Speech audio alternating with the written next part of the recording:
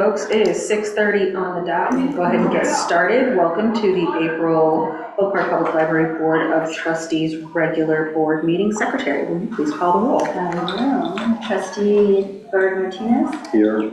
Trustee Buckman. Is absent. Is absent. Trustee Fairfax. Here. Trustee Rogers. Is absent. Trustee Young, I'm here. Trustee Wilkinson. Is absent. And President Blue. Is here. All right, we have two sets of minutes to approve this month. I will entertain a motion to approve the Wednesday, March 25th regular board meeting minutes. So moved. Moved. Second. Moved and seconded. All those in favor? Aye. Opposed? Abstentions? All right, moving on to the Tuesday, April 7th Governance Committee meeting minutes. I will entertain a motion to approve. So moved. Moved. I will second. All those in favor? Opposed? Fantastic. We do have one potential change to the agenda. If you look at item 6E, bylaws of the Board of Trustees of the Oak Park Public Library review, that should be a discussion item, not an action item. Article X says that we need to discuss things in one meeting and then vote on them in the next meeting. So I'm going to motion that we make an adjustment to the agenda and change item 6E to being a discussion item rather than an action item. So moved. Second. All those in favor? Aye. Opposed? Thank you very much. So item 6E will be a discussion item, not an action item for tonight. All right, public comments. I don't think we have anyone for public comment. I didn't receive any public comments. Okay. All right, then we will move on to trustee comments and calendar. So Friday, this Friday, we're actually going to be doing two things. So Suzanne and I are going to be doing communications training. This is training that Alex and Ellsworth have already done. That was in the interest of the board and the staff that we have folks from the board and the staff do the same media training.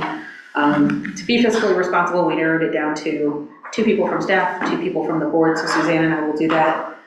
Since I was already going to be in the building anyway, we also decided to set up some office hours for staff to sit down and speak with me as a board member. So this was something we had discussed when we talked about our strategy session, having some sort of office hours. The initial conversation was that we would have sort of public/staff office hours. We would just sort of make ourselves available.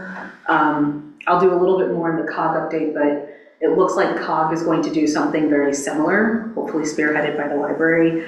And so that took the public piece off of the agenda, which meant we would be able to schedule office hours just for our staff. And since I was going to be in the building, we decided we'd go ahead and do a tester of that Friday morning. So it's not on the trustee calendar, but I did want to let everybody know sort of where that came from and that that will be happening. For right now, this is not an obligation or a request that we're making of all board members. This is something I'm going to do to start off. I will come back with feedback, learnings, hopefully take some of these things to our strategic session, and then if we feel like this is something that we should repeat, we can discuss how that looks as a board.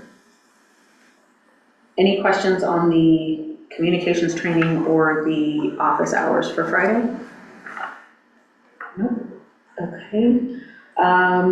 Sunday, May 3rd is the Village of Oak Park Civic Engagement Festival. I think we do have that on our joint Google Calendar. May 5th will be the next Governance Committee meeting. May 8th will be the next Advocacy Committee meeting. The 19th will be the next Finance Committee meeting. Our next regular meeting will be the 27th. And then that takes us up to a day in our village. And then Ellsworth has been kind enough to go ahead and add the Friends Library Book Fair. That'll be in July. Any questions on calendar, or do any trustees have comments? Is there anything else that we need to add for next month? Okay. All right, then we will move on to unfinished business, our web compliance update.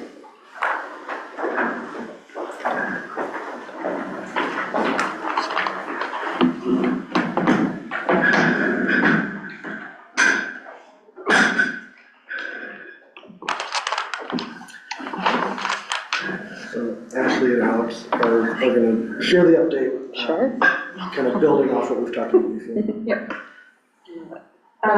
Yeah, well, first of all, the biggest update is that on Monday, the DOJ has extended the compliance deadline by 1 year. So for our library, this means we now have until April 26, 2027 to be compliant. So while we've spent the past 2 years working on this project, this extension will allow us additional time to test and revise our processes that we've put in place. I just read an article from our digital accessibility vendor that I thought was really great, and their recommendation is now is the time to strengthen your accessibility efforts. And, you know, for us, accessibility has always been and will continue to be our priority. Also in that article the vendor wrote, which I really liked, I just wanted to borrow, the timeline may have shifted, but the goal hasn't. Ensuring every member of the public can access vital digital experiences, including education and government services. So we're still moving forward with the plans we put in place, but it does give us a little bit more time to test different ways of doing some different things. And I did have some answers for some of the questions that came up in our meeting last month, working with our vendor and with the lawyer, because the vendor responded to a couple of things. Well, I'm not a lawyer, so it was very helpful to be able to reach out and get a few answers. We're still working on some, but for live streaming, as we mentioned in the last meeting, Zoom auto captions are compliant, so we are already compliant on that end for our live streaming. Video recordings, we had some clarifications. We talked with the vendor. We attended video training that included working on transcripts, but for the compliance level that we need, it's recommended but not required to have the transcripts for the video recordings. So that we wouldn't have to move forward with that, but we would be required for video recordings to have captions, human-generated captions. So that would still be the same, be $2 roughly per minute, at least from the couple vendors we looked at. But this would give us time to be able to try out a vendor, make sure that the process works in the way that we expect, the turnaround time and the quality are what we would like to see. And that's pretty much the summary right now. Yeah, that's most, yeah. But we did speak with other libraries and government entities about the different options, and they're all, that we have been in conversation with them, but touch base again to, you know, that everyone's kind of taking a different trial and error of trying different vendors, going it on their own. There's always a cost to whatever route you're taking. And some choices, they picked a vendor, their board chose a vendor, and it's not necessarily an accessibility. They're finding that the accessibility piece isn't as built in as they thought it would be, and that it isn't as clear. It's sort of the experience we're having with, we have questions, and then, well, maybe a lawyer needs to help you with that, you know, with that question to understand, because it is an update to the law. So you're saying that vendors themselves don't understand the compliance regulations well enough to say whether or not what they're offering meets those standards? They're not willing to give legal advice. So it's looking, yeah, they're saying this is what we, we're not lawyers. and not our vendor, but other vendors that other different organizations have gone with, as not necessarily an accessibility solution, but they thought that it was built in, and it's not built in the way that they anticipated. So we're all, every person I talk to, it feels like we're roughly in the same position of learning and asking questions and trying to either make what we already have into something that's accessible, or the better option, which is find a new path that's accessible from the beginning. It sounds like there's a lot of, I'll say, group A/B testing where sort of everyone's doing something and then sharing notes. Yes. Now that this has been moved to, I understand it'll be retroactive to January of 27, but now that the deadline's been moved to April, do we feel like we will know from your perspective what the best option is in time for us to put that into the budget? That's what we would like.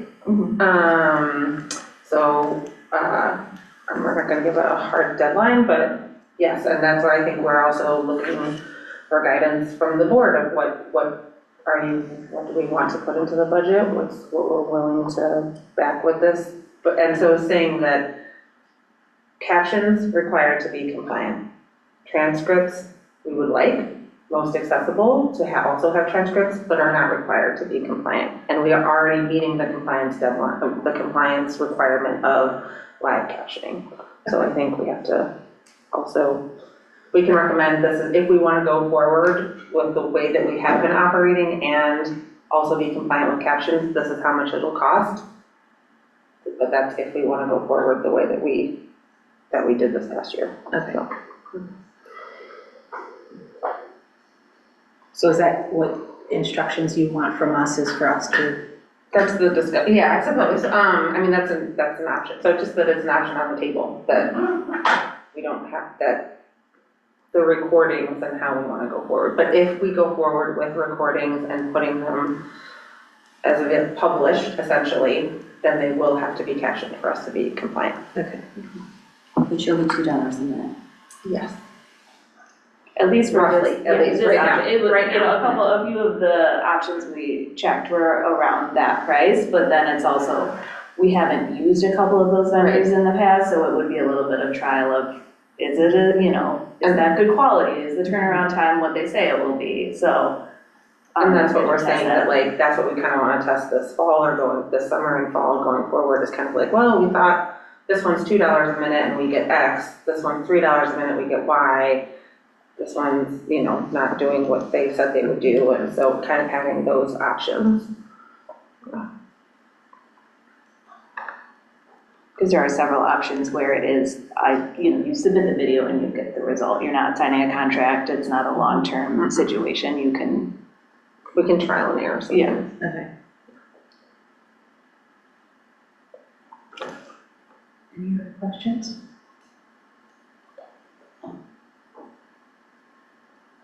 Thank you both very, very much. Okay. All right. We'll start with new business. Tonight we have a staff presentation from our collection services department. Just gonna get us going digitally. Sharing.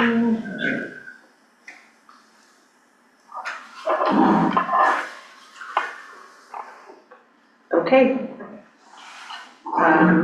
Hi. So you get both. You get here and there. So I'll let you look where you want to look. We really appreciate the opportunity to talk about collections and how they work at the library. Lee Tarullo is our Director of Collections. I am the Manager of Collection Services, and Kathleen is the Manager of Special Collections. So it's kind of two different managers talking about what their teams do right now. So Collection Services oversees the library's circulating collections, both physical and digital. At the core, kind of our goal is simple. It's providing access to materials to our community. Everything we do is guided by the four pillars of our strategic priorities and collection policies like the collection strategy statement. From there, we focus on building collections that are diverse, inclusive, accessible, and reflective of the community that we're serving. I started here in 2016, and building diverse and inclusive collections was already a priority. And that work was built on a tradition going back to the early 2000s, when the library created one of the first ever public library transgender resource collections. So this is kind of a long road of our work. In 2018, the library started doing and conducting diversity audits in different collections. Through that process, we realized we wanted to go a little bit upstream, focusing on diversity at the point of selection, which was kind of a different thing in the library field. So in 2020, we began tracking diverse materials as we selected them. And in 2021, we formalized this work with an anti-racist collection framework, which guides how we select, catalog, place, promote, and weed materials. The graph you're looking at reflects the intention in this work. It shows how these efforts translate into real outcomes in the collection. We also share the work we're doing throughout our country and internationally through presentations, case studies, and ongoing conversations with other libraries. What I'm talking about here today is made possible by a lot of people. I'm here to share the efforts of the 25 people in our service area. Our work is carried out through 3 separate teams, each supporting access in a different way. Team. The collection team focuses on what's in the collection and how it connects with our community. They curate diverse collections and inclusive collections and create promotional lists for print, AV, and digital materials. They support library programs with lists, and they respond to patron purchase requests. Along with their professional expertise, they use data to make these decisions and guide decisions. But data may look like numbers, but it represents the people in our community. Data reflects the choices our community makes about what they read, watch, and use. The bibliographic team makes sure materials can be found and used. They order the materials, create catalog records for the discoverability, process items for checkout, and manage interlibrary loan, which is the borrowing and lending of items beyond the SWAN consortium. Then we have the materials handling team, and they ensure materials move where they need to go within our building and across the SWAN consortium. They maintain the hold shelves for easy pickup, and they keep our shelves organized to support browsing and discovery. So together, these teams ensure that our collections are not just available, but visible, relevant, and actively used by our community. And this is it for what I'm going. I really glossed over a lot, but I gave you a broad overview of what 25 people are doing every day to create access. So if you remember one thing, our work is really to provide access to our materials to our community. I'll do this for you. The next slide here. Okay, so special collections. So we started with Barbara with the circulating collections. So special collections are the non-circulating cultural and heritage collections that reflect the unique values and enduring legacies of Oak Park and its residents. So if you want, next slide. Okay, so you probably know in our special collections you have the historically significant figures, Ernest Hemingway and Frank Lloyd Wright. In fact, we're one of the only areas of the library that features materials from our community partner, the Ernest Hemingway Foundation of Oak Park. But similar to what Barbara talked about, one of our main focuses, like the goals of the library, is to make our collections more diverse as well. And how do we highlight historically underrepresented voices? And it's especially hard with Ernest Hemingway, Frank Lloyd Wright, how can we do that? But one example, even with Frank Lloyd Wright, is he had one of the first female architects, Marian Monty, who did many of the important drawings in the Wasmoot portfolio. So recently, even the Elmhurst History Museum reached out to us and wanted to use some of her drawings in an exhibit featuring some of the most significant women in the 20th century in the Chicago area. So that's one example of how we try to do that. We also have in our collection Harriet Robinet, the children's author, but also she's part of our collection, the Open Housing Movement collection, which we actually get a lot of requests about. The history of the Oak Park Regional Housing Center, and also has the oral history series, Legends of Our Time, which talks about the history of racial diversity in Oak Park and the attempts of community members, how they could ensure the diversity in Oak Park. So the Robinet family's featured in that. We're also really grateful that Stan West reached out to us in the past few years to donate some materials to our collection. He wrote about the history of African Americans in Oak Park, and that was an award-winning book. And also he had a radio show in Chicago that features many prominent figures, including Emmett Till's mother, and also the widow of Fred Hampton. So we're very excited about providing the recordings of that available to the public, because like Barbara said, we don't want materials just to be available, we want the community to be using them.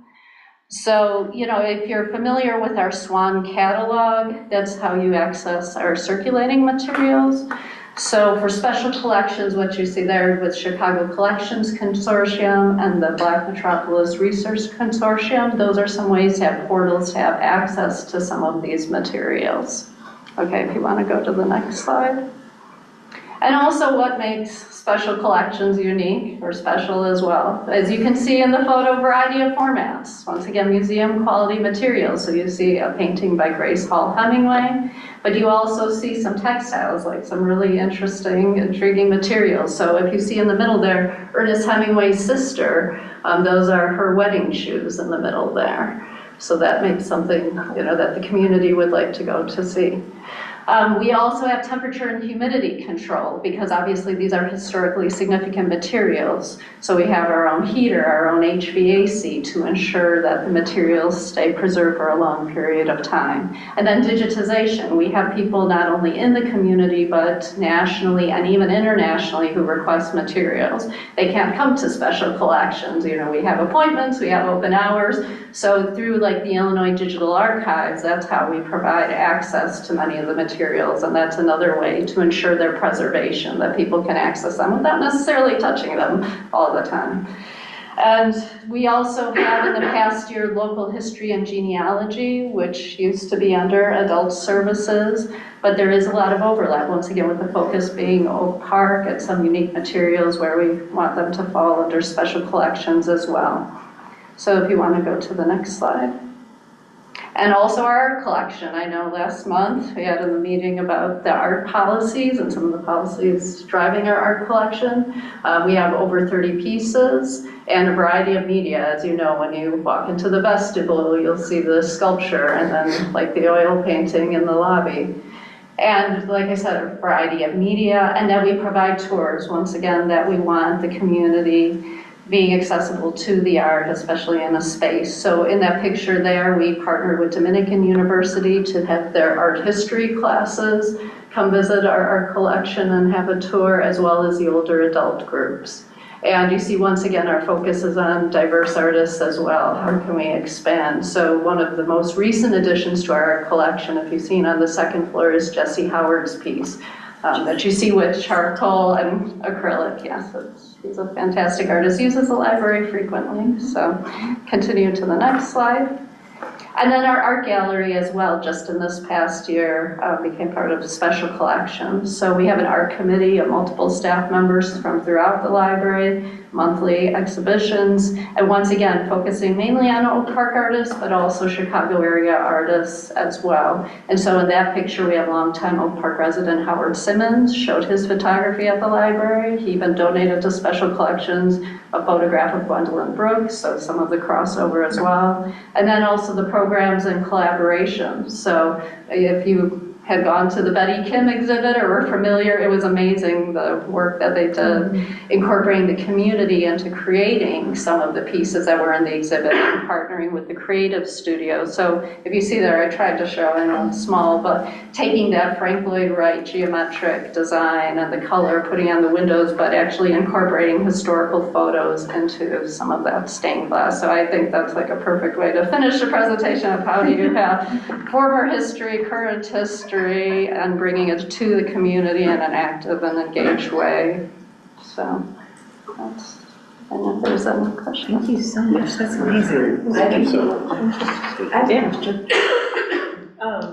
So the special, the part of the special collections that was like Frank Lloyd Wright and that sort of thing, you said those were partnerships with other organizations. Is there something that could possibly be in the works with Percy Julian and the Julian family? Oh, yes. I wasn't sure. I said I was running long every time I tried this presentation, and I know your meetings run long, but yes, yes, with the Julian exhibit that you see right now, we've talked with Faith Julian, and I know she recently passed away for years. We've been trying, I did a presentation on the Julian family, and we're in active talks, in addition with Chiwake, talking about oral histories and ways that we could potentially work with the family and ensure their legacy, absolutely. And if you have been to the Julian exhibit in the Idea Box years ago, even Dr. Anna Julia, we have a letter from a librarian in the 1970s saying, you know, we would love to have collection, how can we reach out? So I said that follows in the tradition, we would love to do what we can. And I've had many, many conversations with Faith over the past few years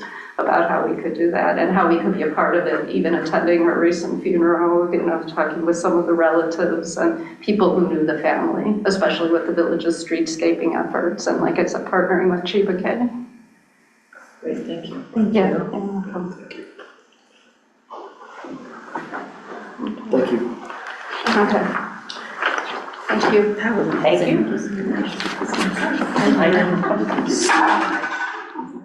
I know that was like the world's fastest. I know. I was sitting here like, As much as we can. where's the rest? Where's the? Well, Well, we did. But want the you to meetings say are a lot. long, but yeah, each one I've given 40-minute presentation. and for trustees and for the public, both, you know, Kathleen and Barbara and other staff are always willing to do a deeper dive tour. So if you wanted to, if this has really inspired someone to learn more about what is in the reading room for special collections, or what goes into processing materials to go out on the floor, Please ask them. staff enjoy the opportunity to talk about their work. And for our team, if you look on our website, we have a little video called Life of a Book. That actually is really cool. I think it's on our employment page right now is where it's at. And it's a really good video overview of all the teams. And I would suggest it. Thank you. Thank you. for your you. time. Okay. Sorry, I'm taking notes, folks. All right, so new business item B is our consent agenda recommendation from the governance committee. Yes, so the consent agenda allows like a group of routine, procedural, and non-controversial items into a single motion for approval. And then that way it basically saves time and we can spend time talking about things that are more important. So the governance committee does recommend that the consent agenda be approved. And if you want to know what is on the consent agenda, meeting minutes, library core use statistics, routine personnel reports, non-substantive policy report, and external partner written reports. So IGov, COG, Planet Green, et cetera, funds of the library. And Would the hope then be that you would get the additional reports in writing before? yes, it would be in writing before, so everyone would have all the information. It will be in the board packet. Okay, so that'd be a little bit of a change, but not much, because I feel like we all kind of email some of that stuff around. I'm sorry, I'm like thinking out loud while you're. Yeah, so, and if anyone sees anything in that they want to be taken out of the consent agenda, it's very easy. One person can just say, I want this, I request that this be removed from the consent agenda, and then it goes just into the normal agenda. It doesn't have to be done ahead of time, it can be done the day of the meeting. And we've had Anselm review this, so there's nothing. So you said, sorry, just one more time, you said the additional reports, the staff reports, the financial reports, and the committee reports, and then minutes? Yeah, it's in the packet, I'm just reading it. Meeting minutes, library core use statistics, routine personnel. This is just items that are recommended. Okay.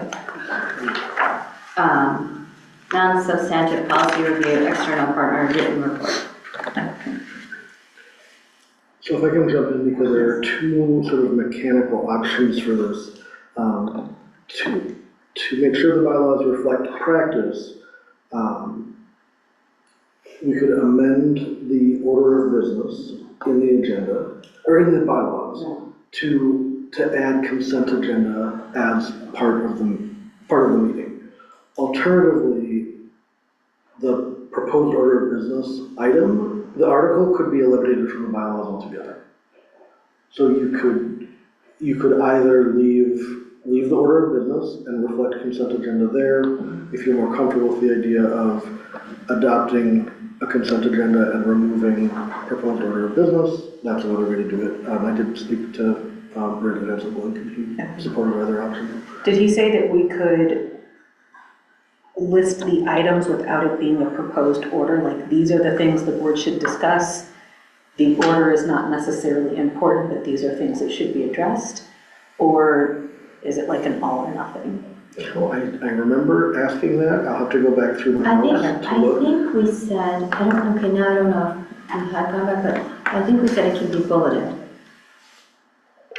Oh, rather than numbered. Yes, And that but would- I mean, I see that. That's what we talked about, but I don't know. oh, Okay. you don't know if it's confirmed. That was the I'm like, I just conversation. remember hearing that, yeah. That was a kind of a compromise. If you want the list, have a bulleted list Yeah. without it being numbered. Right, and then governance committee, I think we said we want to keep the list just because, like, if someone, like, if it's an all-new board and like what even goes in, yeah.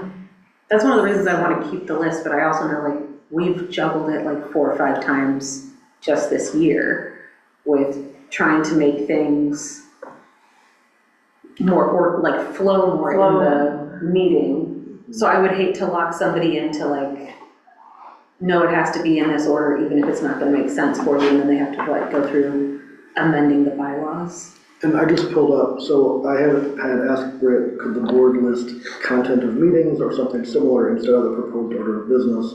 That we like the idea of keeping a list of meeting components, but we prefer unordered. And he said, yes, this is fine, there's no legal requirement for agendas to say order of business. So I think that we could come up with what works for the board in terms of what language do we want to use to, and I like the idea of removing the numbered order and just going to bullets or something like that.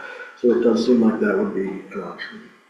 I like that because I think there has been a value at times, particularly now that we've got committees, and then, you know, something that the committee talks about then flows into an item or the other way around. And we've kind of found a way to make that work. Yeah, so I think that's great. And then would these, in terms of the consent agenda, with the suggestion of what it would include, would that be flexible and change, or would it always include the same thing? If we're not defining, I think if you're putting it in the bylaws, you could think about the language you want to use and make it softer. But I think that probably the most practical would be to define like what by default goes into that. The bylaws can be amended in an ongoing way. It just has that 1 month delay because of the article. But I think you'd want to put the idea of the content, especially if you're leaving a list, because if you say consent agenda but nowhere else do you say minutes, then somebody would say you don't include the minutes. Yeah. But you maybe could even do something where items are asterisked or some other ways indicated that they will most often or may be included in the consent agenda. And then in each board packet, it would identify very clearly what's in the consent agenda. Yes. So I think, I think it's fine to put, like, these are what's gonna be in the consent agenda, because you can always take it out. And if we find that we're taking one item out of the agenda, consent agenda all the time, then we can amend the bylaws, say this is no longer practical in consent agenda. Well, I don't know that it needs to be specified in the bylaws, like what is definitely in there. But it does like at each board meeting, it needs to be very, very clear what's in the consent agenda. well, but I think we have to have in the bylaws what things are eligible to be in the consent agenda. Eligible, okay. So that could be a way with So like the asterisks, like Ellsworth was talking about, Yeah. like eligible for the consent agenda. It may also be possible to do the list and then have a statement that's something like routine or, some of the language from the memo even, will be included in the consent agenda. And that way it sort of leaves it open to, because maybe during budget season, you want to remove all financials from the consent agenda because we'll want to take a closer look. There may just be cyclical things that make it different. think there are a couple things that we might want to, like, we don't call it visitor comments anymore. That's not a huge thing, but then how would we call out that if there is no unfinished business? We don't need to have unfinished business on the agenda, or is that just a given? I think that when we soften the language a little bit, that'll fit in fine. Okay. Because I think it's more of a, these are the pieces that may be in the agenda as needed. So then if external partner written reports are in the consent agenda, does that mean that we don't give a report? Right, so that's what I was asking before. This would be, we would need to have something written and submit it to Ellsworth to make sure it goes into the board packet along with all of the other materials. And that's a good example of where something might need to be pulled out for discussion. So if Out with Purpose had its annual meeting and there were some important updates that a trustee wanted to make sure were shared, that could be removed from, even if it was originally in consent, it could be removed, put on that regular agenda, and then that trustee could say, I wanted to share this information. Yeah, like I foresee, like, when we get updates from the book sale, we're gonna pull Friends out so that we can discuss that. Would it then be possible for us to put some of, instead of having them in additional reports, could we have those items just discussed under unfinished business or new business? Since they're not business of the board, I would keep them identified as a partner report or something like that. Okay. But we can certainly do some exploring if you are imagining a different set. Okay. You said committee reports would also be, I'm sorry, I keep having to look at your list, I keep getting, no, we didn't explicitly say committee minutes.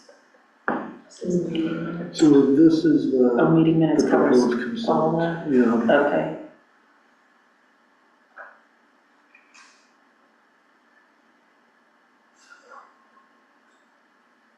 And this list was basically like one of the typical things. It doesn't have to be what this board chooses to put, but it felt hard to share a recommendation without at least putting an option on the table. When you have non-substantive policy review, what would fall under something that was non-substantive? I think some things that are like a legal update, so if a law changed and it doesn't change the intent of the policy, we have to change some language, I would consider that. We have a lot of policies that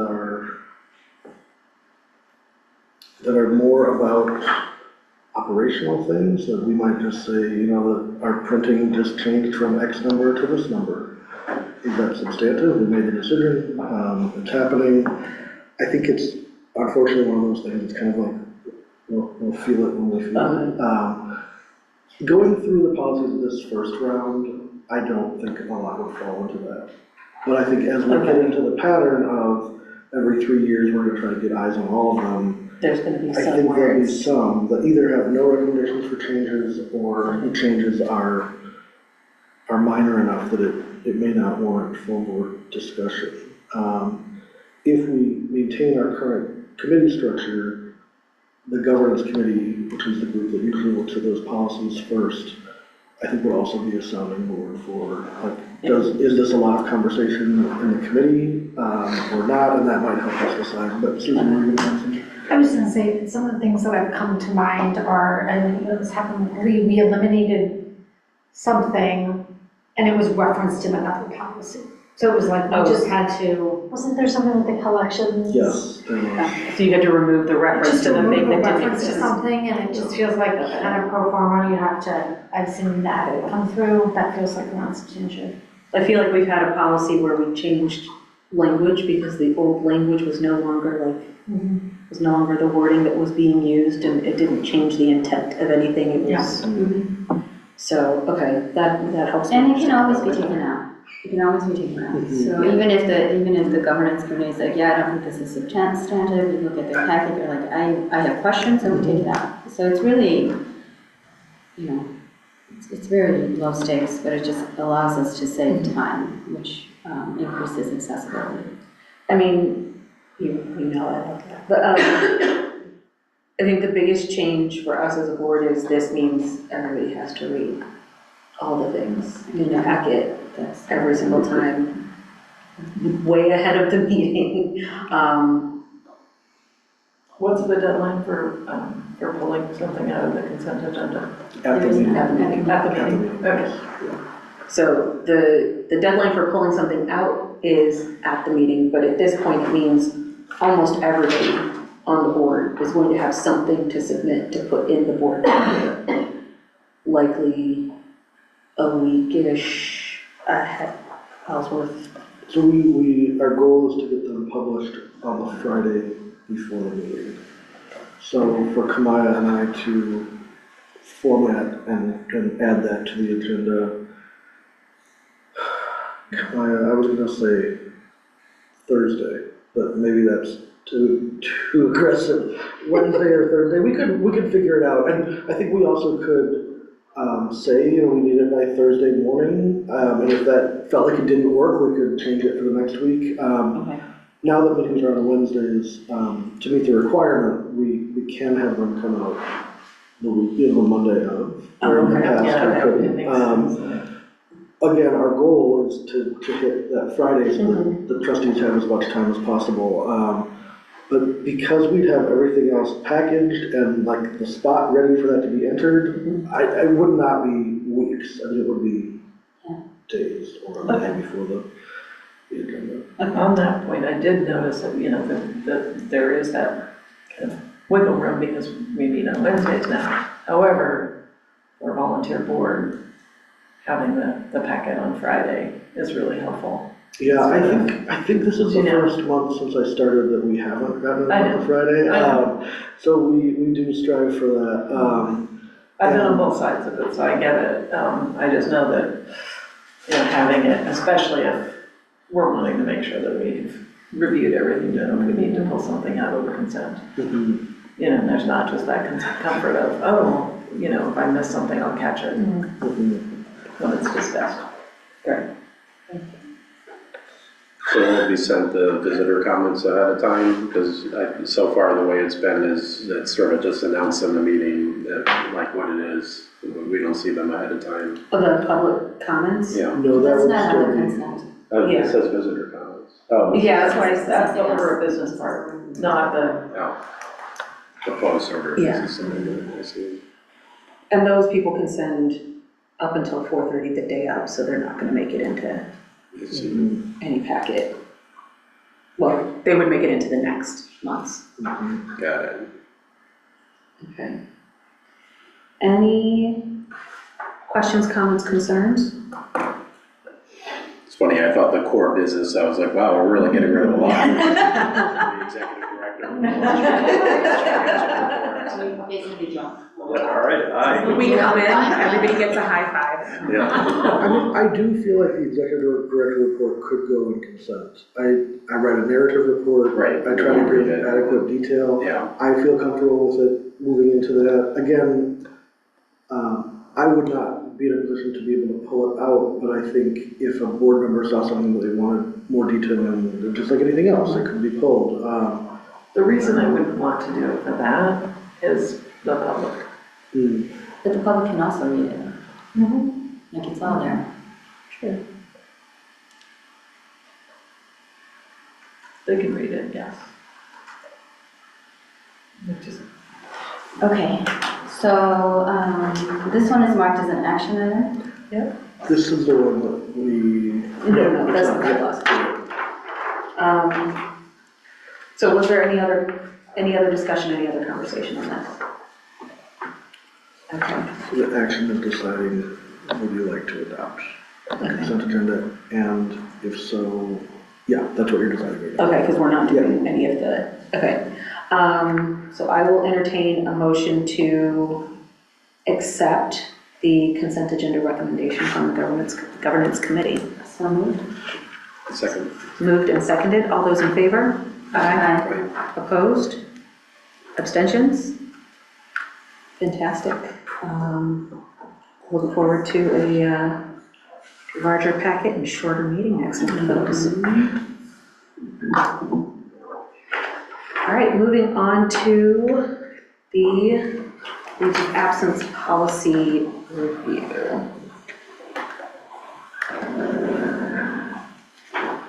If it's okay with you, I'll sit a little closer to you.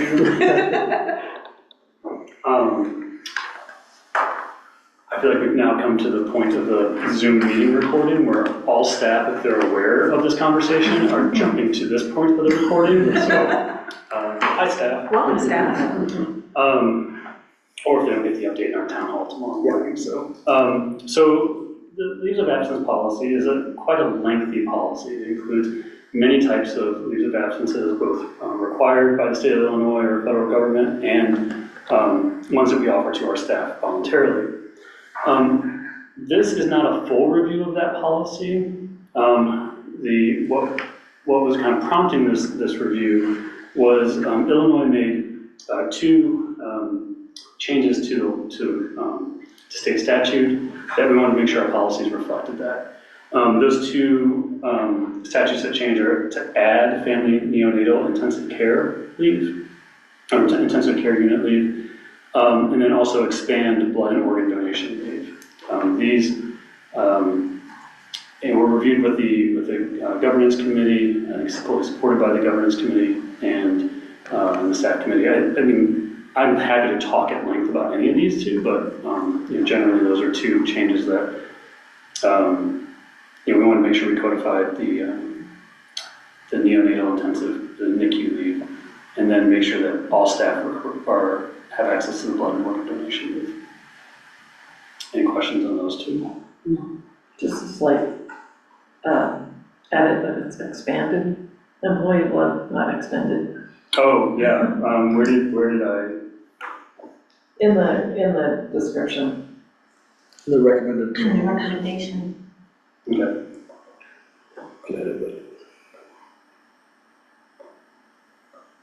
It was really great. But I think that's great.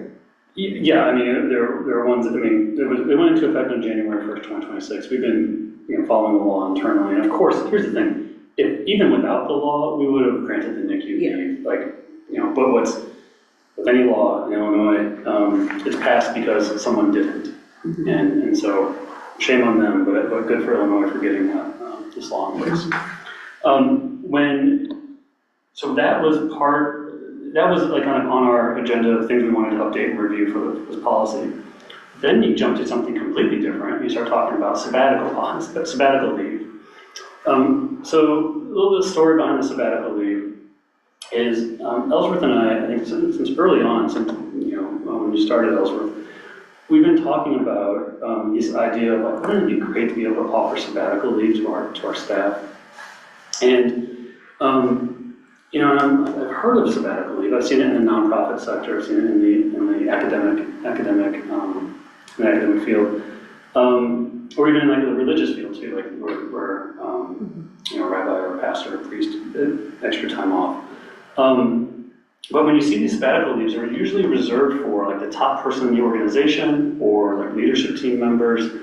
Offering it to all staff is something that I think that this took nearly a year of thinking through, like how is this something that we can make a policy that we could apply to all staff at all levels across the organization. And what you see in the packet in front of you is our attempt at trying to offer opportunity for sabbatical leave to all staff. So what we did was, instead of doing multiple months of sabbatical, it's going to be 4 weeks, 4 consecutive weeks. Those four weeks, they must be consecutive, and we reduce the cycle of we reduce how much of leave there would be, but also how frequent it would be. So sometimes you'll say like every 7 years or 10 years, or sometimes in the academic setting after you reach tenure. Ours is 5 years. and then you're eligible to take it again. After you take it, you'd be eligible to take it another 5 years, after another 5 years.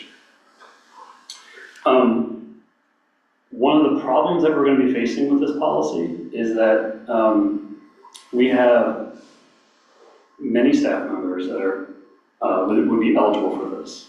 So if you're eligible at 5 years of service, anyone want to take a guess as to how many staff members, out of 130 staff members, how many have more than 5 years of service? Is it like 100? Not that much, but it's 70. It's 70. 70 employees are more than 5 years of service. So I'm like, well, if we're going to roll this out, we're going to prioritize those that have more seniority. So we're going to say more than 10 years of service is what we're going to look at. But even then, you still have over 40 employees that have more than 10 years of service, including at least three in this room. So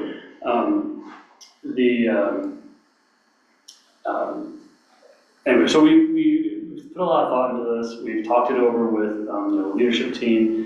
And also reviewed this with the well-being committee internally, which is a cross-section of staff.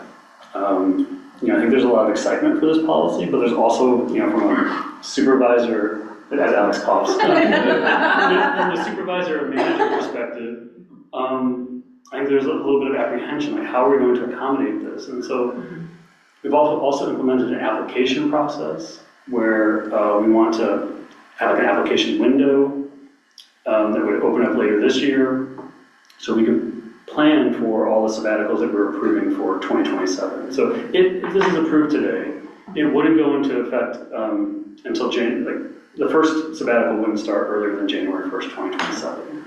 When would the window open? September 1st to October 15th, I think, is like what I wrote in the policy. And I'm like, as I wrote those specific dates into the policy, I said, I might regret that, but I feel like we need to start somewhere. But October 15th, just to make a natural cutoff, it would give us, how many days is that? I don't know, 2.5 months before the end of the year to make those decisions. But it also would require staff that are approved for a sabbatical to come up with a continuity plan. Just a conversation with their manager, filling out some of the plan, like, okay, this is the work that has to be done while you're gone. How are we going to ensure it happens? Or does it need to happen?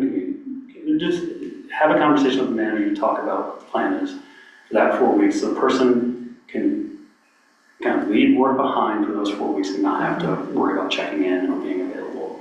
Do we feel like this is a little bit aside, but do we feel like you're going to want to put together like a formal process, like you apply, you do a specific plan, you do and my reason for asking about that is that going to change the timing of when people can get their applications to you, or when? So this, and the focus of the policy is asking the board to grant their ability to add this to our time off and our leave policy.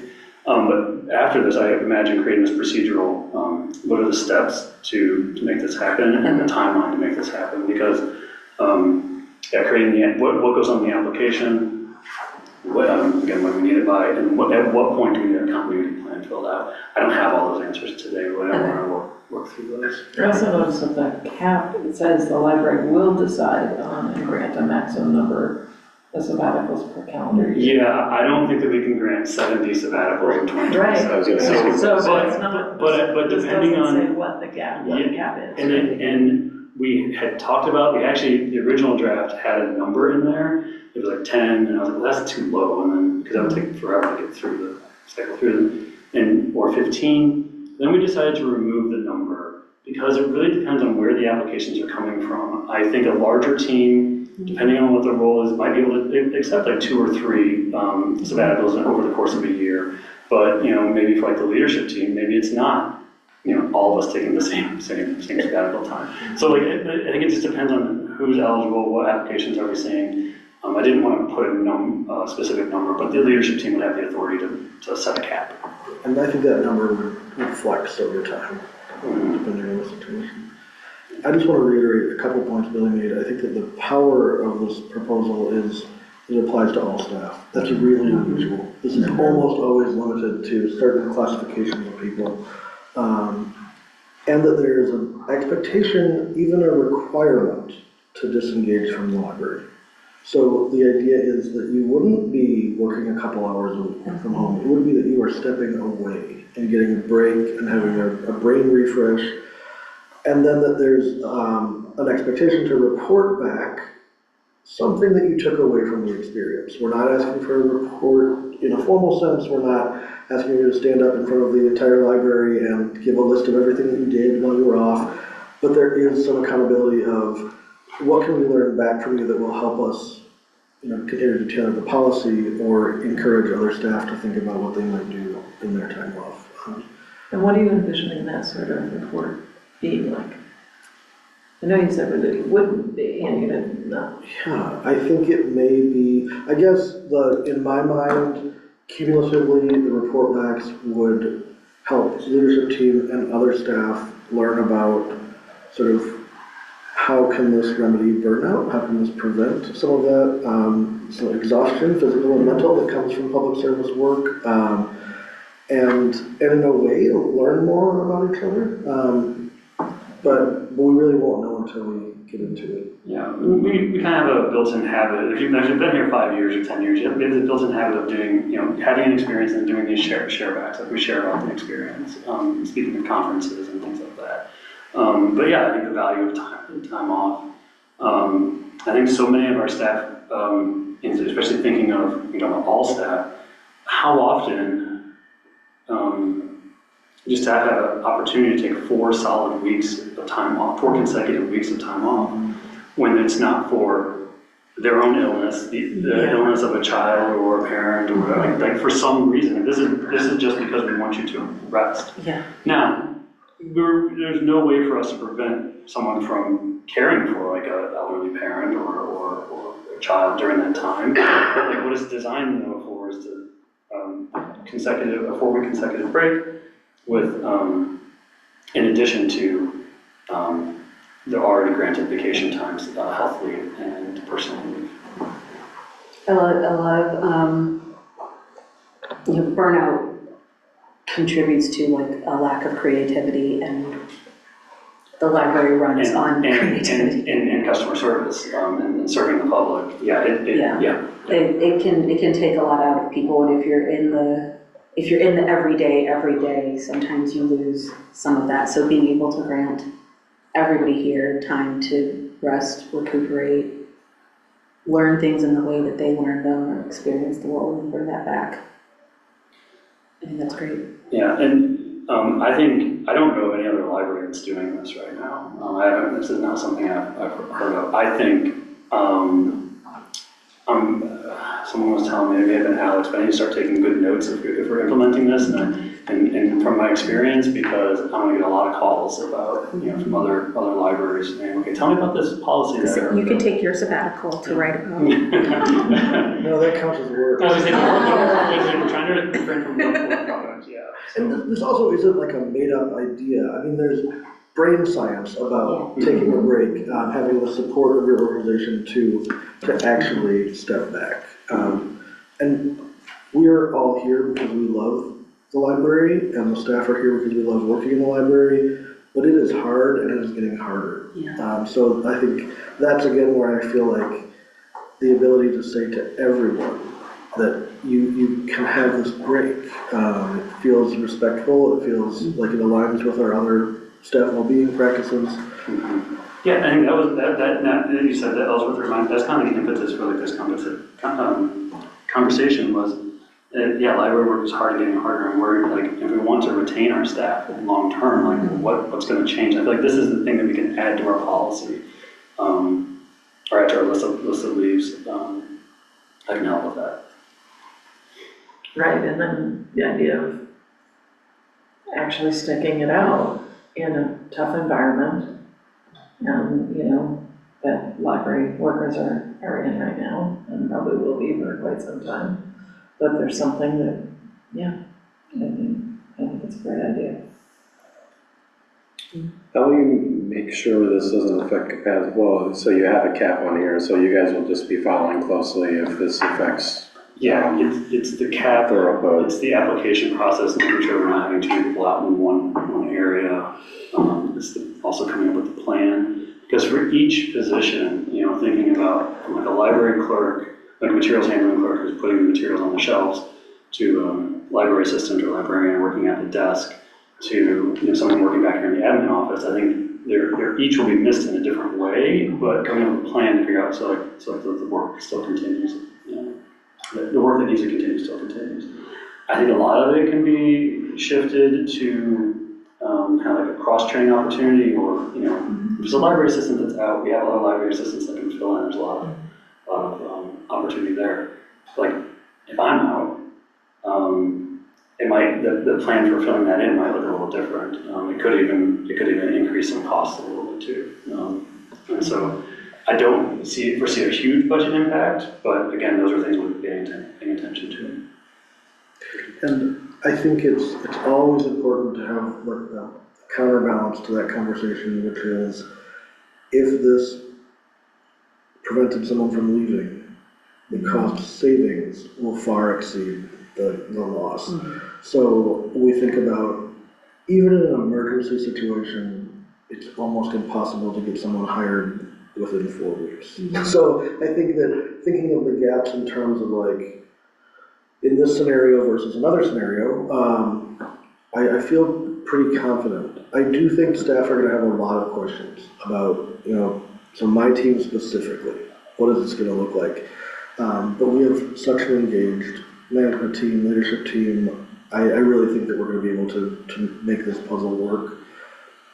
I do think that the rollout may feel conservative to some staff, especially some staff who are at the top of the seniority list, but just understanding that we have a lot of eligible folks right now, and as we work through that list, more people are coming onto it. So that's my biggest concern if this is approved, is to kind of manage expectations in a way that still feels positive. Like we can celebrate the change even while we recognize it could be 3 years before you hit your actual time. So I was just looking at. But I think that 80 divided by 5. We'd have to. I think we're gonna have to do around 15 or 16 a year at minimum to be able to cycle through who everyone's eligible. So it's gonna take a little while. it's going to be a puzzle. But once that initial work is done, I think that the cycles will be much more manageable.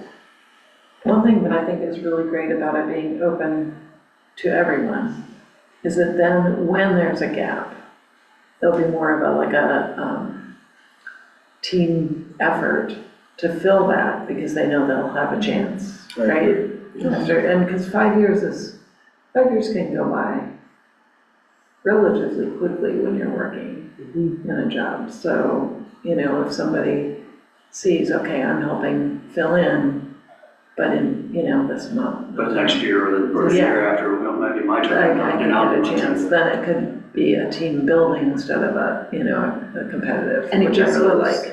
Whereas if it's just the top people. It gives folks the confidence to be like, no, I was here when so-and-so was out. They did not have to check in once. I know for sure when I'm gone for a month, I'll get to be done. What do you think? We're talking about. Okay, no. We're talking about internally. We're continuing that conversation. We're talking about what will we learn about whoever's out. What the things that we might learn about what they do, or appreciate more, and also. Working with IT, like turn off access, like ensure that people cannot get into their email or into their chat. Oh, I love that. So we didn't put all those things in policy, but these are things that we would talk about in our procedures. And I think it's realistic that there are some staff that will be eligible who will say, that's great to know about, and I have no intention of applying. Everybody has different style. And that's real. That's a real. So I think we'll have to kind of feel it out, but. So I was gonna say, so what happens when 70 people submit in that window? Start to Seniority and service area. Looking at, Okay. Y'all set up a lot of interesting scenarios. Like there's gonna be all kinds of things showing up, like somebody does select that as their sabbatical time, and then something happens in their life that You know, like they set up the sabbatical time because they're gonna do some kind of travel, but they couldn't any other time, and then they, tear their meniscus or something. They can't do it. I don't know why I thought of that, but I can imagine a scenario like that. So yeah, I think it's wonderful that you're tackling it, and that you're tackling it as all people. With the current 120-ish, so there isn't a problem with the amount of employees we have today, like there isn't a shortage or anything. I'm just asking like the capacity thing, like making sure like what we have to hire more people in order to have a policy like this. I think the goal would be that we're not hiring more people to support the policy. Okay. I think the work on our end would be figuring out how do we make this function. But like what Billy said earlier about it depends on the individual position and person. There are some roles that there's intentional and necessary sort of redundancy. We have lots of people who do some tasks, and I think those are going to be the easiest to navigate. But when there are very specialized tasks, I don't know that we would hire additional staff, but we may have to talk about outsourcing some projects to a third party. That would be relatively unusual, but there are some very specialized skill sets. Another part of the work would be like future casting in terms of times of year. So I can imagine some managers saying summer's not going to work for us because of the traffic or whatever the issues are. And I can, I think that, but again, we have a really engaged team, and we're just going to have to map it out. Yeah, I think that's a great way to answer. I don't anticipate having to do extra hiring because of this policy. I think there may incur some extra hours in areas, but there's also, I think there's cross-training opportunity. Something else you just said, something. It might come back to me, but And I think this could be a really exciting part of cross-training, which we talk about a lot, and we get feedback from staff that there's interest in that. I think this creates a little bit of urgency that what in other times might feel like almost like a luxury project of like, okay, let's figure out how to do this. This is sort of like, okay, if we're going to start approving these, we have to make sure we have enough staff in the building who are trained to work on the third floor desk. With the drive to learn on our staff, I think this is going to be a positive all around. So again, the policy was reviewed with the governance committee. And yes, and we recommend adoption. The revisions, the recommended changes for the family neonatal intensive care unit and the blood and organ donation leave. And we recommend adoption of the sabbatical leave policy. Thank you very much, Billy. I will entertain a motion to approve the changes for the leaves of absence policy review. So moved. Seconded. All those in favor? Aye. All opposed? Abstentions? Fantastic. Leave of absence policy changes have been approved. Appointment of the board nominating committee. So this is a committee that has to be appointed 30 days before we select officers. Officer selection will be at our May meeting. Had few people respond that they were willing to be on the committee, so I'm going to name Trustee Fairfax, Trustee Butman, and Trustee Wilkinson for the nominating committee. In the absence of Megan and Annie, are you comfortable coordinating with Ellsworth to get the nominating committee meeting taken care of between now and the May meeting? Yes.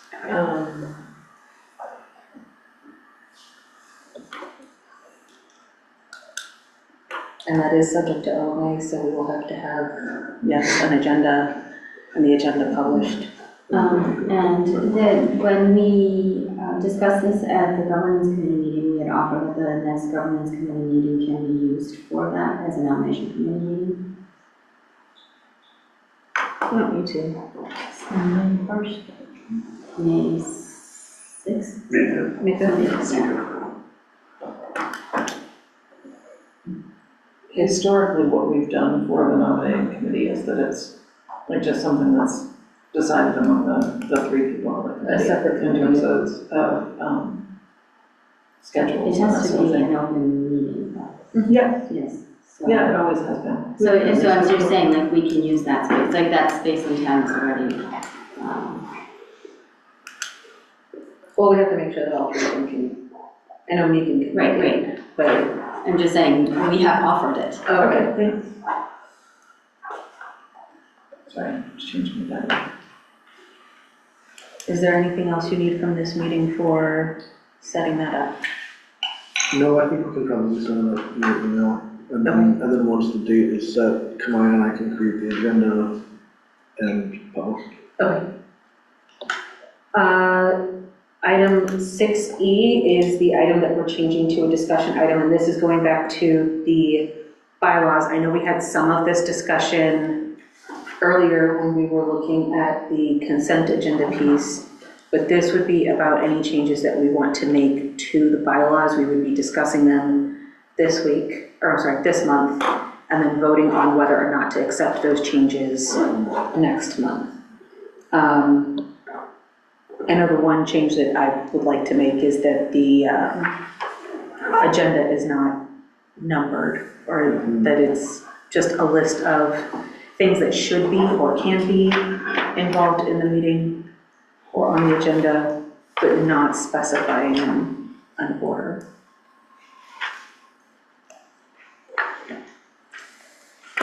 And I also, I'm wondering about the, changing the bylaws in terms of when the nominating committee, when the changes in officers happens. Instead of changing our practice to meet what the bylaw says, have the bylaws changed to meet what the practice has been, which has been every 2 years with the election cycle.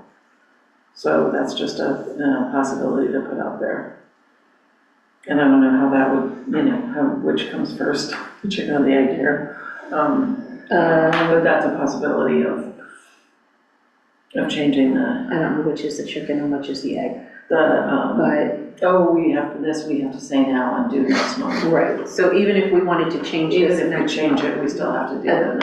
Okay. correct me if I'm wrong, the nominating committee could come back and say, we don't nominate anybody because we don't want to do this, but that would be the same as just nominating the exact same people, so. Yeah, got it. If we want to change it for future, Right, I think that's fine, but I think for this year. for this, got it, that makes sense. I think that they may need to nominate the sitting officers. Okay. I'm not sure what the mechanics of sort of not nominating would be. We could talk it out.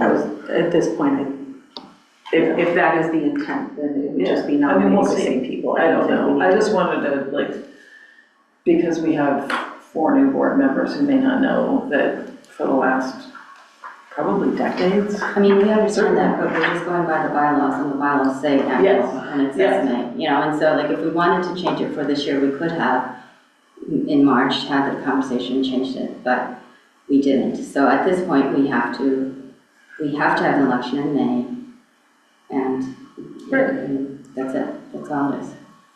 No, I think we're talking about if we're making changes to the bylaws to approve in May, is this one of the changes? Not that we would be able to act on Right, it. it would be for next year. Right, but is that Yes. something that we want to adjust in the bylaws? And I'm just saying that you just may not know that that's how it was No, I done. know, we know. Okay. I don't know that I have a preference either way. Yeah, I'm agnostic to it, I don't care. It's been, that is one of the things that was working. Is there anything you need staff to pull to help with this decision? Like, do you want us to go back through previous years to kind of see what the patterns were? Oh, we know. We're happy to put together any supplemental information if it would be helpful. Okay. But I asked Britt about making that change, and he said that there's no legal reason that you have to do it every year. And if it's something that you want, the full board to talk about, you also could do another agenda item for next month with a discussion that would then mean the change would be In June. Yeah, since there's no, it loses urgency right now, we have another year. Yeah, it doesn't have, and I'd rather discuss it when there's More people. Yeah. I agree. So we can talk about that at the agenda setting meeting. If you Yeah, wanna see if we do want to put it next on the one. May for June. It's just like I was saying, like 5 years can go by quickly, a year certainly goes by quickly, doesn't it? In terms of getting momentum and getting patterns set up and all of that. Were there any other changes to the bylaws that anyone was interested in or that we discussed? I really feel like the consent agenda piece and then the agenda piece were the only two changes. So we're going to do a non-ordered list of sort of things that are in part of the meeting, and we're going to reference that some items will be on a consent agenda. Do we want to put asterisks next to the common ones or no? I think there was going to be a narrative sentence about what things would fall into. Oh, they're eligible. Yeah, using the same language from the other documents saying the eligible things would, so rather than giving an asterisk, that way if new things come up, can kind of run it through that filter to see if it would be eligible for the consent agenda. Okay. And I think it's going to be soft enough that it will essentially be non-binding. Like you can still structure that agenda in the way that works for the group. Since this was just a discussion item, is there any other discussion on the bylaws pieces? If not, then we'll move past this. We'll put it onto the agenda for May as an action item for us to vote on, and the final wording will be in the board packet for next month. All right, moving on to committee reports, governance committee. Governance committee, I think we discussed everything that we did, leave of absence policy, consent agenda recommendation, bylaws review, board goals, session preparation, board officer election process, so we've talked all about this. The one question I have for the board goals session preparation, I know the doodle went out, are we still waiting on responses? We're going to send a second doodle. You want to send us out a doodle? Is that you? Yeah, that was me, sorry, I'll do it. Put on that, please. And that's it. So that we had 6 answers. Yeah, but we're going to do another one to avoid Mondays. It'll work for everybody. So I shouldn't vote on this. You don't need to vote on this one. Okay. No. I should be able to get the second one out this week. Did you cover everything? Oh, awesome. Okay, advocacy committee, so Annie did send Yes. update. Oh, thank you. She sent me and asked me to give it, we'll be holding our next meeting on May 8th, 1 to 2:30 p.m. There'll be a structured presentation of the Belonging Without Othering framework, followed by a facilitated discussion of how libraries have incorporated this. That there's been some discussion about the staff taking on roles in how we do this. There's 3 different tiers of how to approach it, and part of that came from people saying that trying to get through the whole book felt like kind of a heavy lift.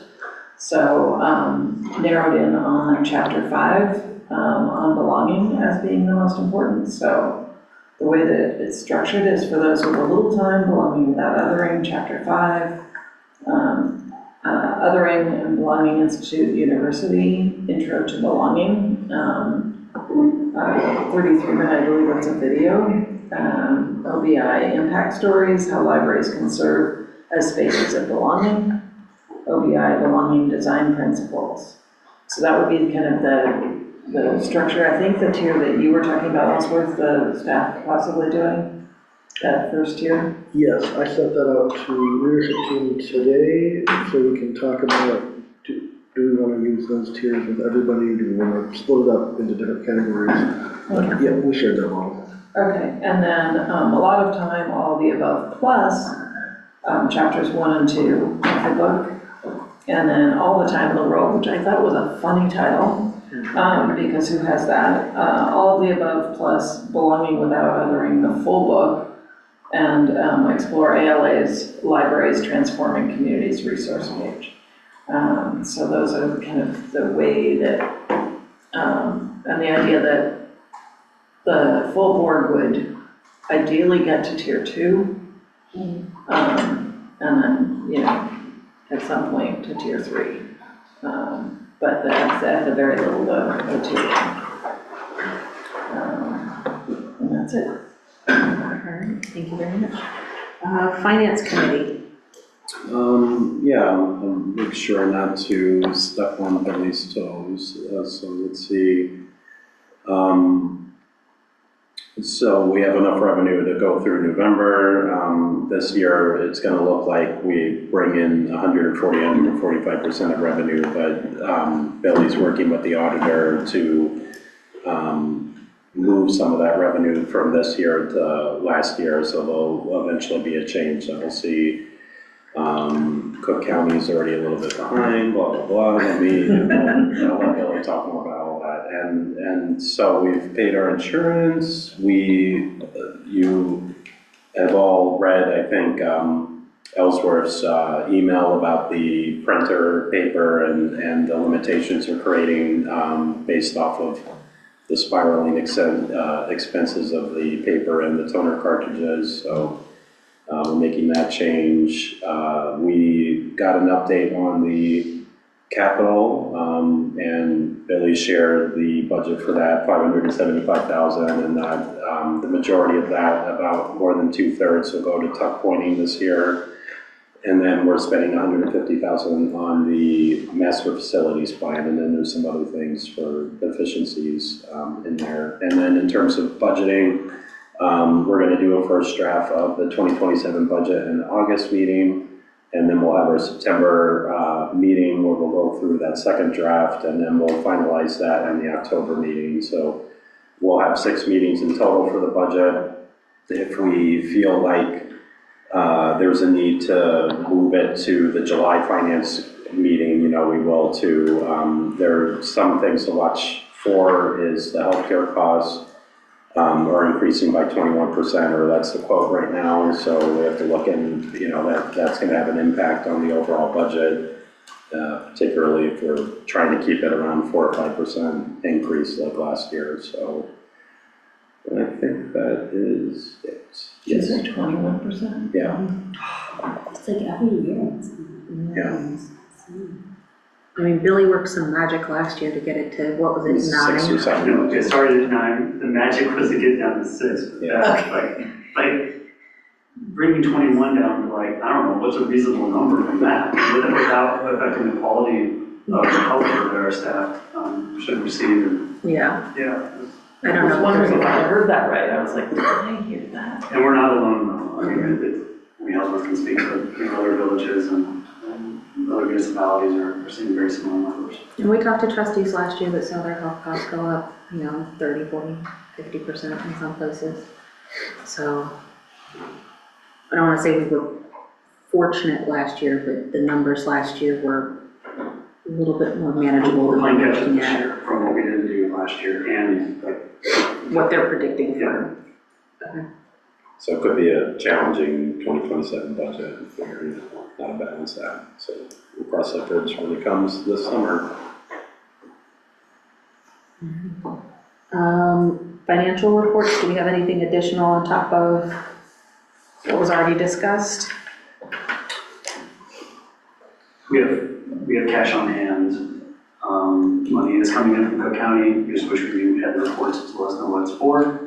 And we did a deep dive in the finance committee again through the revenue and expense statement, which I think was a great exercise. You know, especially with 25% of the year complete. You know, you're a quarter of the way through. It's nice to know that we're on track and and doing well so far as well. Mm-hmm.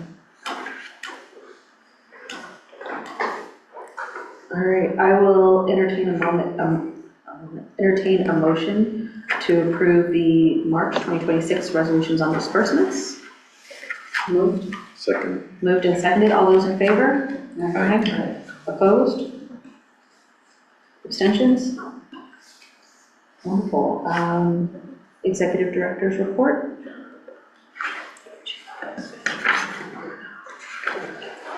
Yeah, I use this month's report just to really try to give an update on the strategic facilities plan, where we are, how we're talking about the project. And I thought this was a good time to do it because we were sort of on the cusp of sending out a community survey, which is going to sort of open this up for lots of conversation. So putting some like benchmark documentation in place felt like a good thing to do.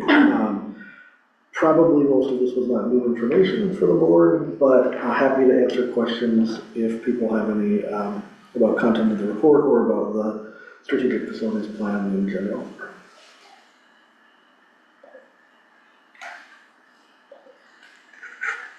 That's staff. No, this hasn't been public, so there aren't questions coming out. I was gonna ask if it's not been, it's just starting to grow. separately, Yes. as the board was. Oh, no, we meant like, are people coming in asking about it, but it's not. I was trying to ask a question, I stopped myself. It's starting to be, so this is public, this meeting is public, it's showed up, I think, in some committee minutes, but once it's put out like an OPFYI and the surveys happen, so I've really been trying to be clear in talking about why are we doing this, how are we doing this, what are we gonna do with the findings, what does and doesn't it mean. And sometimes it's hard to work all of those parts into the communication, but I think it's important to try, because we do know that, we assume that there'll be some people who hear this and immediately think, I can't believe you're gonna tear down that beautiful building, or how much are my taxes gonna go up next year, or things like that, and those are reasonable responses. So we want to do the best we can in every communication to say, we're making a plan because that's the fiscally responsible thing to do, and we will put together the money parts in the future. We're not doing that part right now. So I think it's exciting, and we're having sort of fun talking about how do we message that in the right ways. But it is, I mean, it's coming. Like the OPFRI goes out when? We're sending it to the village Friday, tomorrow or Friday, and then it comes out the first week of May. Okay, so. Alex, I just want to thank you for what you sent to us, this talking points. Yeah, nice. Okay. Yeah, good, I'm glad that was. Yes, that was very useful. Great. I don't think we have any questions. I'm gonna be excited to see what we hear from people on a day in our village, because I have a feeling that's gonna be a day where even some folks who maybe don't come by the library quite as often might peek in, see what's new, and then figure out, I know all this is new, but we're gonna make some new. And, you know, they'll have some questions about that. And, so I'm excited and I'm excited to hear about the focus groups and how those shake out. Like, how do we sort of slice the pie of the community to get those focus groups put together? So, yeah. Alex, what was the date you said OPFYI is going out? It goes out the first week of May. We don't get a specific date, the village specific. So. It depends on Yeah. your postal worker, to Yeah, Did the board all responded? I remember you sent an email on. We're waiting, so I can't see who did or didn't do it, but we have. I keep getting nervous that six- one didn't go through. 6 responses.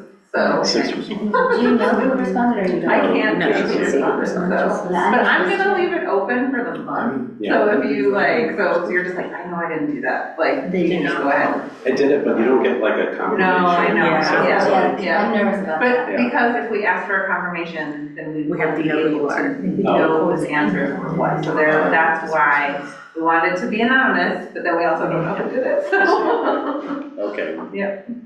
Well, we all did. But, yeah, So thank you. we'll figure it out. I heard from someone today who was like, I didn't do it and I want to, and I was like, it's open, go do it right now, so. Okay, well, then we Yeah, know. so we have one more after that, I but think we that's, missed thank you one for asking. on disbursements. No, it is. Did you vote? Yeah. I must have been looking ahead. We did. We voted on disbursements, yes. Yes, we did. Must have been lightning fast. Look at us. Good one. I'm internalizing that Yeah. consent agenda Yeah. from next month and Yeah. just flying through stuff. Strategic priorities report. So I have paper notes, which I must have left in my office, so I'm gonna memory test here as I go through it. I felt like there's so much good stuff in this report, as always, but it feels worth it to just talk about the civic learning opportunities that have happened and the community responses to those. So the partnership program with the League of Women Voters about Project 2025 and our democracy drew 40 community members, and when they were surveyed about the experience, 100% said that they learned something new, and I think that that's really huge. And then also the fact that our webpage on voting and elections was in the top hits of all of our resources is pretty amazing. I mean, it makes sense, right, because of what was going on at that time, but I still think it shows that the library is a place that the community is looking for this information, and that's really affirming as we explore ways to amplify that even more.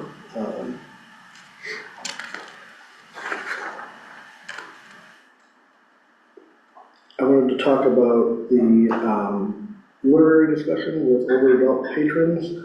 Specifically, so we have a librarian, Kathy Sexton, who served on the Andrew Carnegie Medal for Excellence in Fiction and Nonfiction Committee.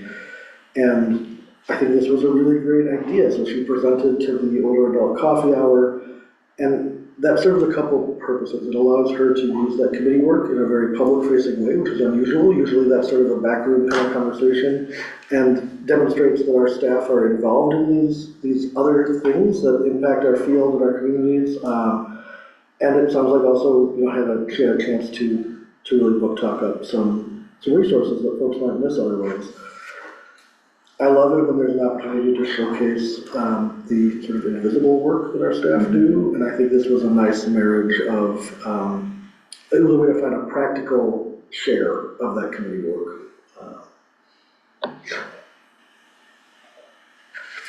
Billy's been working with the Wellbeing Committee to adopt a current model of sort of essential well-being pieces into guidelines for our workplace.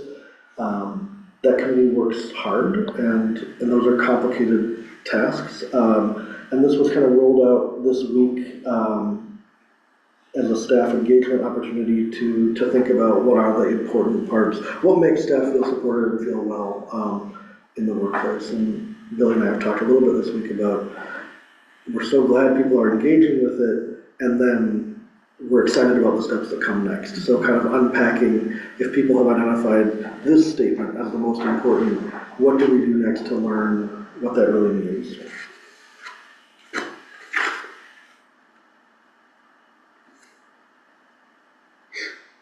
No, I wanted to say from the defining well-being that it's just really impressive that we're proactively thinking about that. I think a lot of employers think about that once things start going wrong, once people start burning out, once they start losing staff.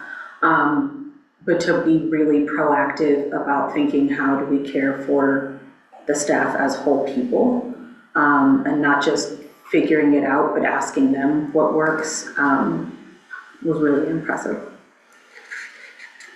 And just as a sort of side note on that, I've really been trying to normalize talking about staff and staff well-being and the care that we give to staff.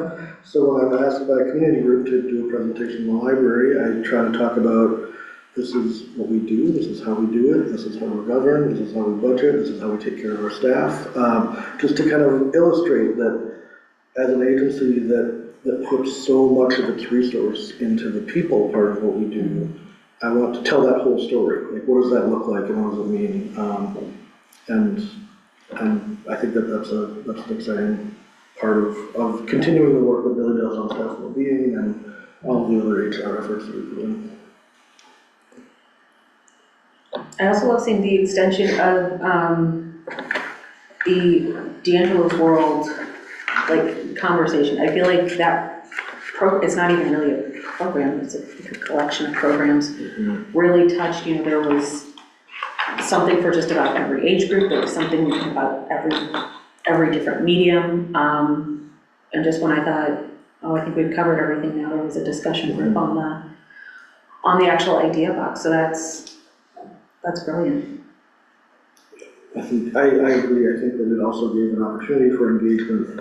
For not everybody's comfortable coming to a party environment or maybe people may not want to come to a musical performance, but this might, just kind of reaching people where they are and making sure that they also have access.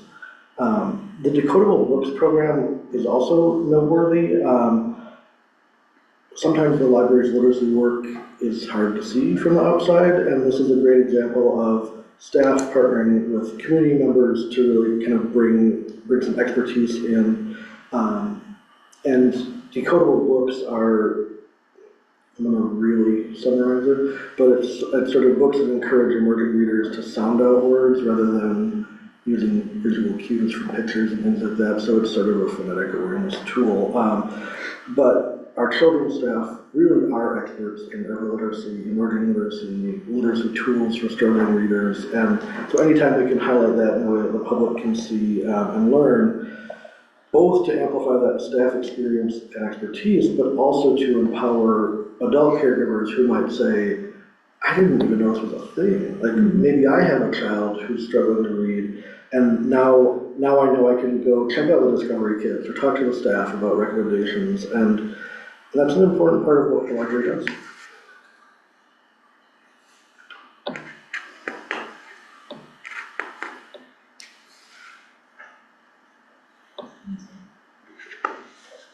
If anybody has questions about specific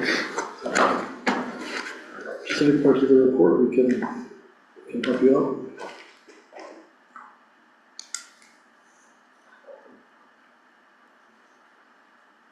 Oh, the native garden design. I heard about that from a lot of different areas, folks in the environmental world in the park and beyond. So I was really pleased to see that kind of focus and use of the educational skills that we have here. And the whole collaborative, I'm really noticing how, and maybe it's just being highlighted more, but I'm noticing how collaborative a lot of the programs that we're doing are. The rec parade, there were all these different people that were involved, that there's just a lot of collaboration going on. I'm impressed. Thanks for saying that. I think it helps us know kind of what types of reporting resonate, so that's helpful feedback.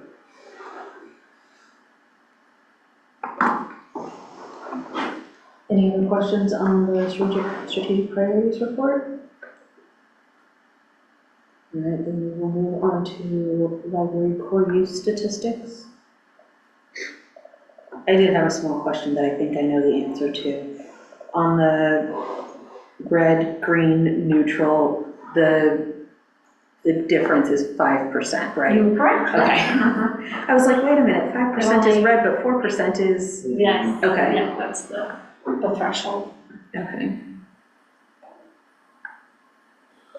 Digital material use down by 5%. Is this our first report since reducing the hoopla borrows, is I this? believe so. Okay, so that 5% is probably that, okay. Because we switched to a quarterly model, so this is the second quarter. Bridget, and this is comparing the first 3 months of 2025 to the first 3 months of 2026. So yes, I mean, yes, it would show the difference. Okay. Not a line we see go down very often, so.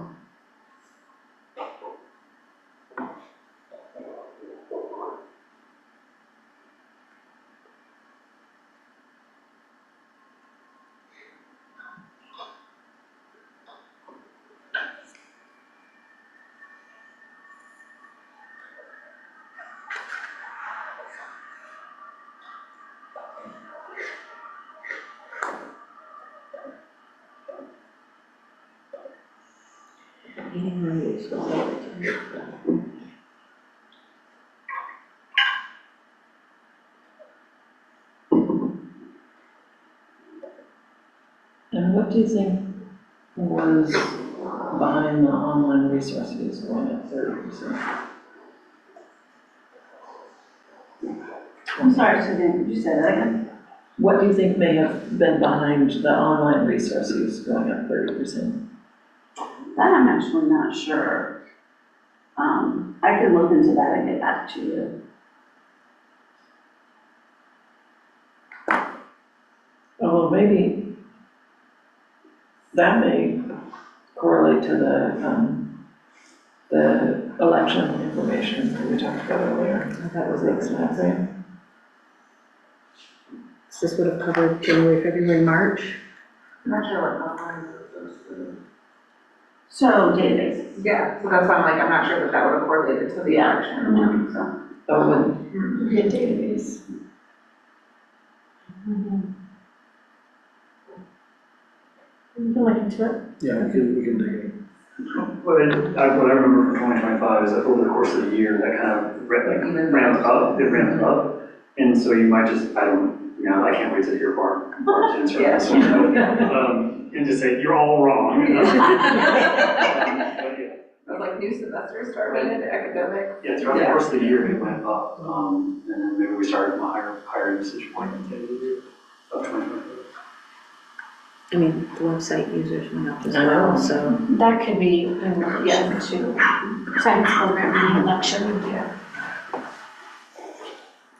Also, I will just say, we talked to our website vendor who will help us navigate this data with the website, especially you have to counter some bots and where we just filled the whole the internet personally, kind of collects a whole bunch. So, just so you know. right. We thought about adding like an asterisk for that, but really, that's for any page. Right.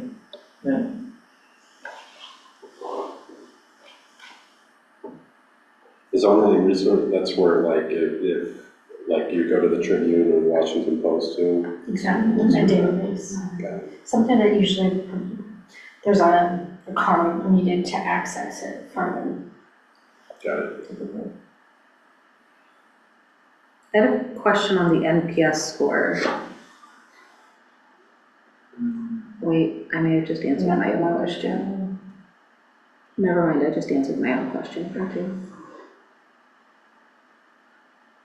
About 70 is considered world class. It is. That's what it says. Yeah.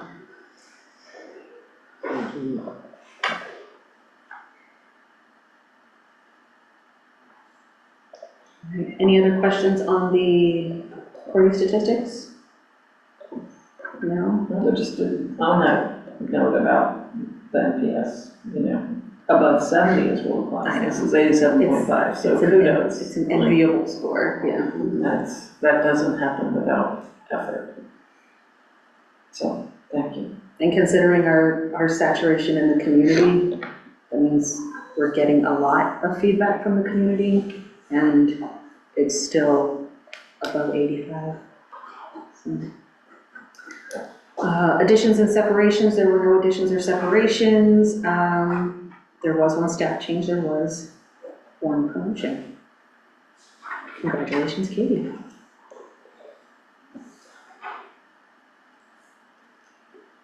Any questions on the staff changes report? All right. Let's see here. Additional reports. I think everyone received Christina's update. Most of the conversation was around the township's annual meeting, which has been postponed. So hopefully we will get a new date for that and get some more information. There's a new date. Oh, is there a new date already? Yeah, let me see if I can find it. Tuesday. It's next Tuesday, right? Tuesday, April 28th at Julian Middle School cafeteria. Okay. That holds, says it holds a little over 200 people, so. So we might be postponing again? Cool. Oh. Just our meeting. It's our meeting, our meeting. No, it's not. No, but that's good to know that it holds 200 It because. says over two, I mean, it was reported that it holds over 200, so I don't know how Okay. much over 200. There was over 200. 165-ish.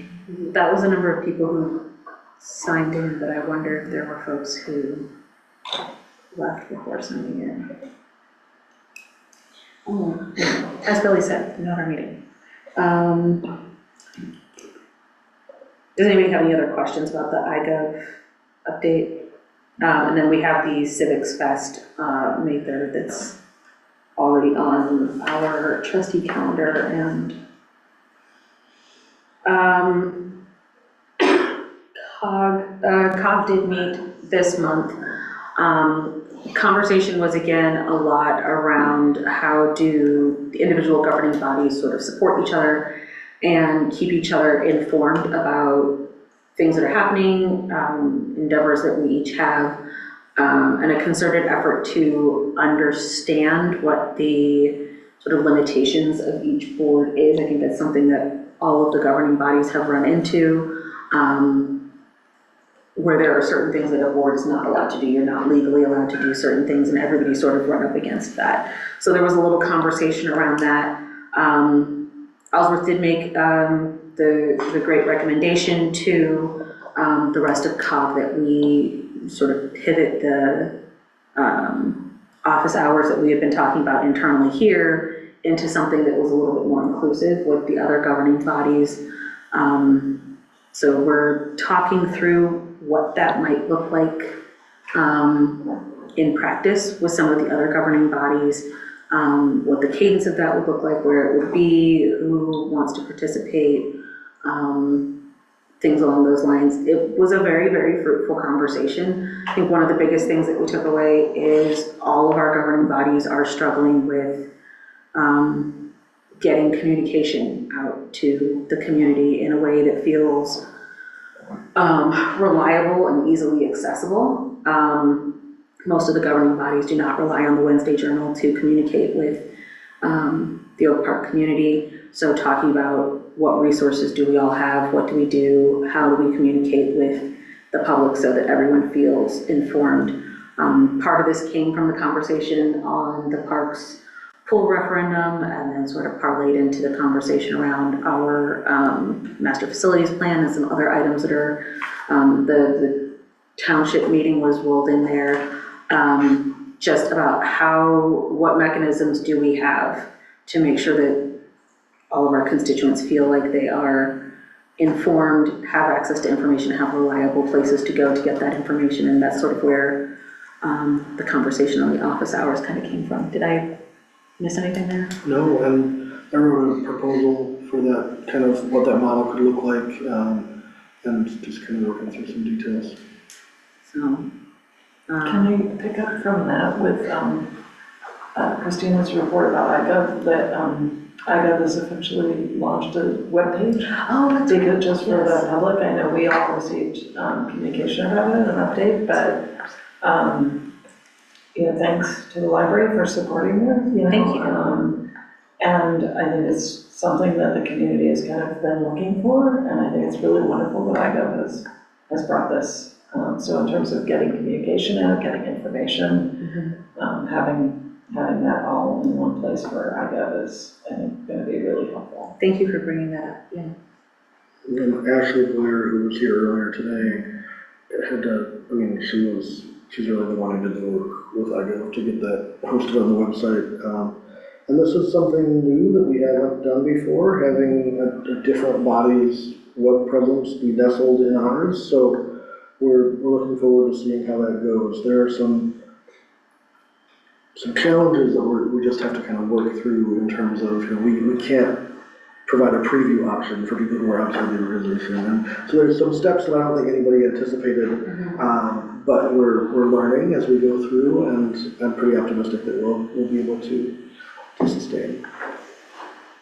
And they also published the guide for candidates resource. And that has been in the works. Both of these things have been in the works since when I was on iGov, which was a while back. So these things, they've been years, as Christina said, years and years of work on this. So, and I know they wanted to make sure that it was up and ready well ahead of the next election cycle. So yeah, and it's a huge.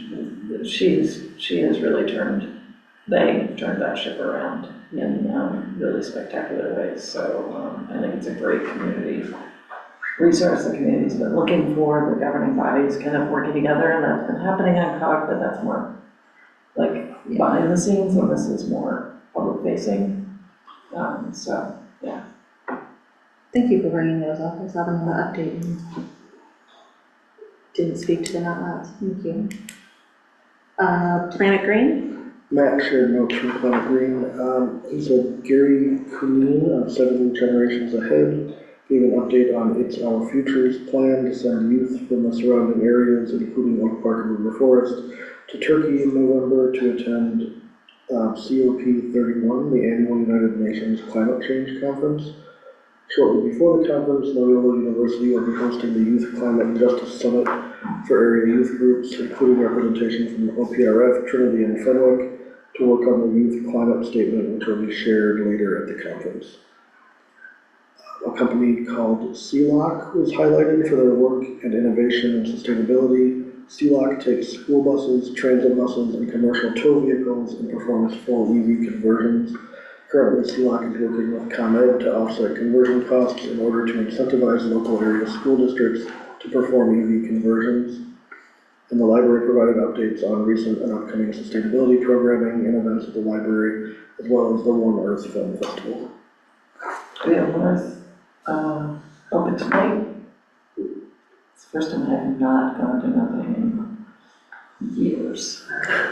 You're not skipping the meeting. You're welcome.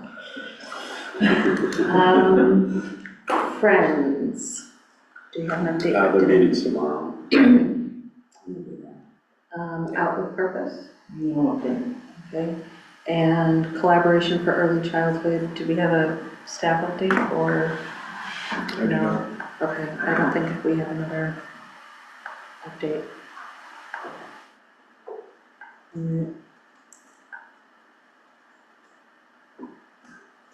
All right, having concluded our agenda, I will entertain a motion for adjournment. So moved and made it go. Moved and seconded. All those in favor? All those opposed? Thank you very much, folks. Have a good evening. See you next month.